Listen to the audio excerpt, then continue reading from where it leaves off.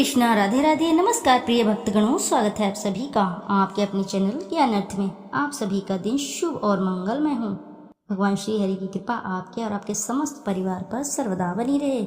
श्रोताओं, आज आप रसपान करेंगे वैशाख महात्म्य का 7वां अध्याय, जिसमें श्री नारद जी बोले कि मिथिलापुरी का धर्मात्मा राजा इस अद्भुत चरित्र को देख आश्चर्य से हाथ जोड़ सुख पूर्वक बैठे हुए ब्राह्मण से कहने लगा।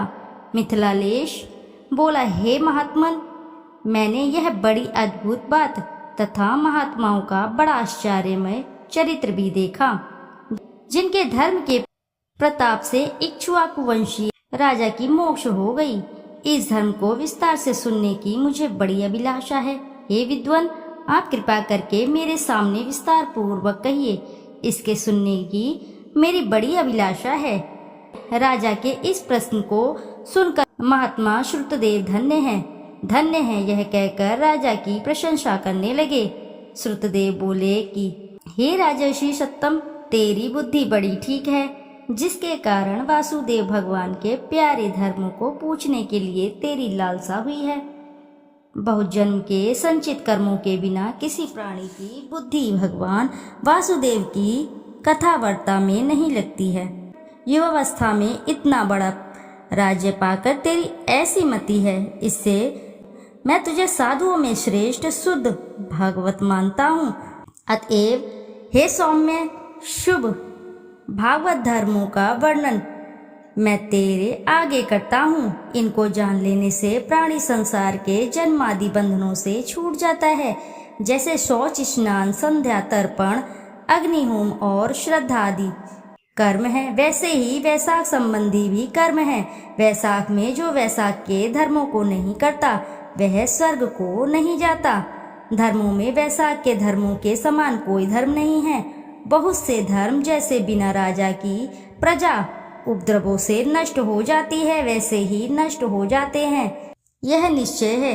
वैशाख में जो धर्म बताए हैं वे सब सुलभ हैं। जल का घड़ा देना, प्याऊ लगाना, मार्ग में छाया करना, जूता खड़ाऊ, छतरी और पंखा दान करना, तिल और शहद मिलाकर दान करना, श्रम को करने वाले गोरस का दान करना, बावड़ी, कुआं, तालाब, धर्मशाला बनवाना, नारियल, एक कपूर, कस्तूरी का दान करना, चंदन आदि सुगंधित द्रव्यों को लगाना, शैया खाट देना तथा आम के फल और रसीली ककड़ी आदि का दान करना, दौना के फूलों का दान करना, सायकाल के समय गुड़ का शरबत पान कराना, पूर्णिमा में सब प्रकार के अन्न देना, नित्य प्रति दही और अन्न का दान करना, तांबूल का सदा दान करना, वैशाख की अमावस्या को करील का दान करना, सूर्य से पहले स्नान करना, मधुसूदन भगवान की पूजा करना, कथा सुनना, शरीर और तेल आदि का मर्दन न करना, पत्ते पर भोजन करना, बीच बीच के मार्ग से थके हुए लोगों को पंखे से हवा करना, भगवान को सुगंधित कोमल पुष्पों से प्रतिदिन पूजन करना, प्रतिदिन फल, दही, अन्न नैवेद्य, धूप दीप करना, भोग लगाना, गौओं को कोमल घास देना, ब्राह्मणों के चरण धोना, गुड़, सोंठ और आंवलों का दान, यात्रियों की सेवा, तंदुल और शाक का दान करना, ये सब धर्म वैशाख मास में उत्तम बताए हैं। विष्णु भगवान के नियमित फूल अर्पण करना, समय के अनुसार पत्र आदि से पूजन करना, दही, अन्न और नैवेद्य निवेदन करना सब पापों के समूह को नाश करते हैं। जो स्त्री ब्राह्मण के बताए हुए माधव भगवान का पूजन घर या मंदिर में फूलों से नहीं करती हैं, उसे पुत्र और सुख नहीं होता है और उसकी आयु तथा पति भी नष्ट हो जाएगा। इस महीने में धर्म सेतु विष्णु भगवान, लक्ष्मी, मुनिगण और देवताओं को संग ले प्रजा की परीक्षा के लिए घर घर जाते हैं। जो मूढ़ इस समय इनका पूजन पुष्पादि से नहीं करता वह घोर नरक में पड़ता है, फिर 5 बार राक्षस की योनि पाता है। इस महीने में भूखे प्राणियों की प्राण रक्षा के निमित्त जल और अन्न का अवश्य दान करें। जल का दान न करने से पशु पक्षी की योनि मिलती है और अन्न का दान न करने से पिशाच बनता है। अन्न का दान करने की एक अद्भुत कथा है। हे राजा, मैं तेरे सामने कहता हूँ, यह मेरी अनुभव करी हुई है। रेवा नदी के किनारे पर मेरा पिता पिशाच हो गया था। वह अपना मांस खाता था। भूख और प्यास के मारे उसका शरीर शिथिल हो गया था। छायाहीन सेमर वृक्ष के पास अन्न न मिलने के कारण उसकी चैतन्यता नष्ट हो गई थी। पूर्व संचित दुष्ट कर्म से उसकी क्षुधा और तृषा बढ़ गई तथा उसकी कंठमाला का छिद्र बहुत ही सूक्ष्म हो गया था और कंठ के बीच में मांस खड़ा हो गया था, जिससे ऐसी पीड़ा होती थी जिससे प्राण जाने का भय था। कुआं, बावड़ी और तालाब के शीतल जल को देख वह उसे विष समझता था। मैं गंगा यात्रा के निमित्त जा रहा था। मैं तब दैव योग से रेवा नदी के किनारे पर पहुंचा। वहां यह अद्भुत दृश्य देखा कि शालमली के वृक्ष की जड़ में एक पिशाच बैठा हुआ अपना मांस खा रहा है। वह बुरी तरह से प्यासा प्यासा चिल्लाता था। अपने कर्मों के कारण भूखा प्यासा सोच में पड़ा हुआ था। वह पापी मुझे मारने दौड़ा, परंतु मेरे तेज के मारे निहत हो गया। मेरे हृदय में दया उत्पन्न हुई।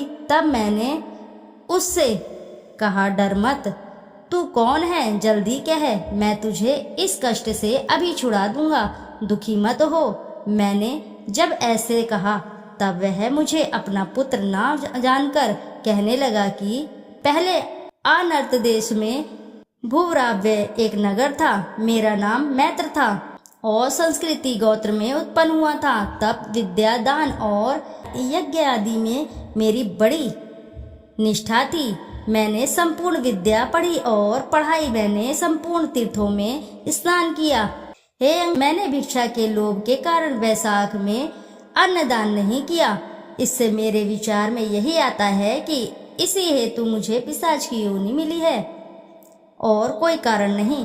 अब मेरे घर पर श्रुतदेव नाम का मेरा एक पुत्र है जो बड़ा ख्यातिवान है। उससे मेरी दशा कह देना कि तेरा पिता अन्नदान न करने से पिशाच हो गया है। नर्मदा नदी के तीर पर वृक्ष की जड़ में बैठा है, स्वर्ग नहीं गया है, बड़ा दुखी है और अपना मांस भक्षण करता है। अतः पिता की पिशाच योनि छुड़ाने के लिए वैशाख में प्रातःकाल स्नान कर विष्णु की पूजा कर और भक्ति पूर्वक जल से मेरा तर्पण करे। फिर किसी श्रेष्ठ ब्राह्मण को अन्न का दान करे, जिससे मैं विष्णु पद को प्राप्त हूँ। यह सब कथा मैंने तुम्हारे सामने कही है। जो तुम मुझ पर इतना दया करोगे तो तुम्हारा कल्याण अवश्य ही होगा। ऐसी अपने पिता की बात सुनकर मैं दुख के मारे उनके पांवों पर बहुत देर तक लकड़ी की भांति पड़ा रहा और बार बार अपनी निंदा कर नेत्रों में आंसू भरकर कहने लगा, हे पिता,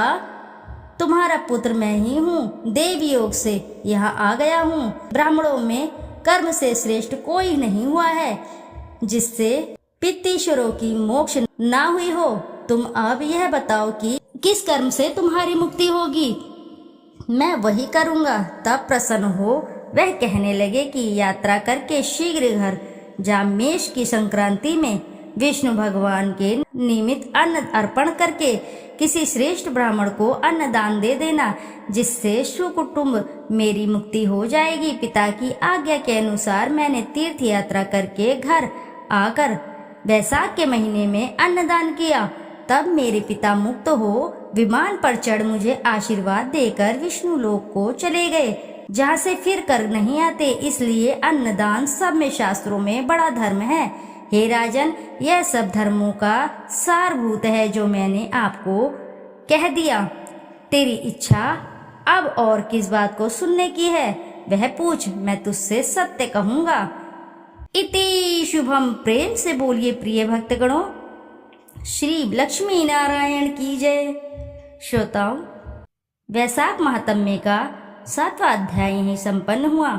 श्रोताओं, आपसे एक छोटे से अनुरोध है, यदि आपको कथा अच्छी लगती है तो वीडियो ज़रूर लाइक करिए और साथ ही चैनल को भी ज़रूर सब्सक्राइब कीजिए। श्रोताओं, आपका एक लाइक और कमेंट मुझे खुशी मिलती है कि मेरी मेहनत सफल हो रही है, यानी कि आप लोगों को मेरी कथाएं अच्छी लग रही हैं। इसलिए आप अपना आशीर्वाद अपने कमेंट और लाइक द्वारा मुझे अवश्य दें। श्रोताओं,